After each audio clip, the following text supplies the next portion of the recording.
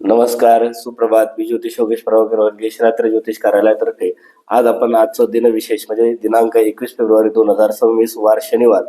तर सुरुवात करूया मेष राशीपासून, पण व्हिडिओच्या शेवटपर्यंत राहा. आपण एक आज वास्तू टिप्स पण घेणार आहोत. मेष रास काय म्हणते, आज धैर्य, आत्मविश्वास, थोडा पुढाकार घ्या, पण थोडीशी नम्रता ठेवा. आजचा दिवस तुमच्यासाठी खूप काही घेऊन येत आहे. वृषभ राशीचा विचार केला तर आर्थिक स्थैर्याचा आज विचार केला तर तुम्ही थोडंसं बचत आज करा. काहीतरी इन्व्हेस्टमेंट आज तुमच्या हातून योग्य अशी निश्चित होणार आहे. मिथुन राशीचा विचार केला तर वैयक्तिक तेज आज तुमचं वाढणार आहे. स्पष्ट असे संवाद तुम्हाला फायदेशीर ठरणार आहेत. कर्क राशीचा विचार केला तर विश्रांती व भावनिक उपचार तसेच आध्यात्मिक वेळ ही थोडीशी घ्या आणि आध्यात्मिक उपचार काहीतरी करा. सिंह राशीचा विचार केला तर आज तुम्हाला सामाजिक यश प्राप्त होणार आहे. तुमचं जे नेटवर्किंग आहे ते तुम्हाला फायदेशीर असं ठरणार आहे. त्याचबरोबर कन्या राशीचा विचार केला तर करिअरमध्ये थोडंसं लक्ष तुम्ही घातलं पाहिजे. ते तुम्हाला थोडंसं यश प्राप्त होण्याचा आजचा दिवस आहे. आज तुम्हाला मेहनतीचं फळ हे निश्चित मिळणार आहे. तुळ राशीचा विचार केला तर आशावादी अशा ऊर्जा आणि त्याचबरोबर प्रवास किंवा काही शिकण्याचे संकेत आज तुम्हाला तुमचा आजचा दिवस घेऊन येत आहे.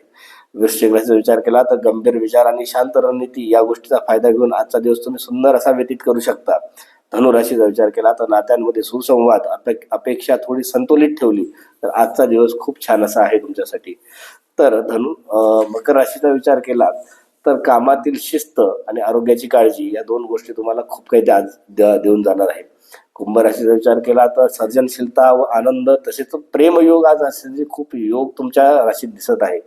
मीन राशीचा विचार केला तर घरगुती शांतता आणि भावनिक स्थैर्य या गोष्टी तुम्हाला आज खूप काही देणार आहे. तर हे झालं 12 राशीत. आता आपण वास्तू टिप्स मध्ये बघूया की ईशान्य दिशा म्हणजे नॉर्थ ईस्ट मध्ये स्वच्छ हलकी अशी ठेवा. त्याचं कारण काय, तर या दिशेत जड वस्तू, कचरा, बूट रॅक, टॉयलेट, बाथरूम ह्या हानिकारक असतात. तर ही ईशान्य ही जी देवता आहे ही जल किंवा गुरु या देवतेची देवता अशी म्हणते. वास्तुपुरुषाचं डोकं इथे ठेवलं मानलं जातं. स्वच्छता व मोकळीक सकारात्मक कंपनी इथे वाढवतात. त्याचबरोबर मानसिक शांतता, ऊर्जा तसेच स्थैर्य देण्यासाठी ही दिशा मोकळी असणं आवश्यक आहे. धन्यवाद. नमस्कार. श्री गुरुदेव.